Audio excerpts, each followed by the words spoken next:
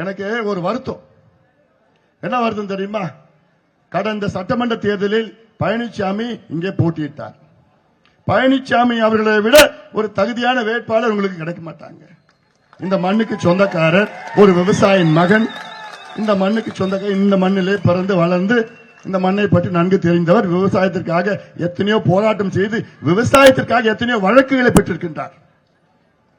ஆனா நீங்க காங்கிரஸ் வேட்பாளரை தேர்வு பண்ணீங்க. சரி, சட்டமன்ற தேர்தலில் தேர்வு பண்ணீங்க. நாடாளுமன்ற தேர்தலுமா காங்கிரஸ் வேட்பாளரை தேர்வு பண்ணணும்? நான் கேட்கிறேன்.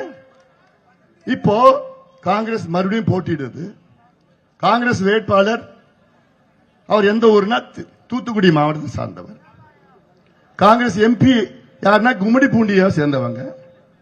அப்ப இந்த மண்ணுக்கு மரியாதையே கிடையாது. இந்த மண்ணில் இருக்கிறவங்க, பிறந்தவங்க, இந்த மண்ணில் வளர்ந்தவங்க, இந்த மண்ணுக்காக மக்களுக்காக பாடுபடுறவங்க,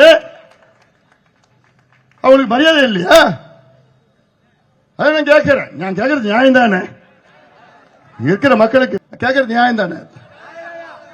எம்பி திருவள்ளூர் மாவட்டம் கும்மிடி பூண்டி, காங்கிரஸ் எம்எல்ஏ வேட்பாளர் தூத்துக்குடி மாவட்டம். உங்களுக்கு ஏதாவது ஒரு பிரச்சனைனா தூத்துக்குடி போவீங்களா இல்ல கும்மிடி பூண்டி போவீங்களா? பழனிசாமி இங்கே வெற்றி பெற வேண்டும். இப்போ சீர்காழியிலே சகோதரி சக்தி அவர்கள் வெற்றி பெற வேண்டும். ரெண்டு பேரும் இந்த மண்ணுக்கு சொந்தக்காரர்கள்.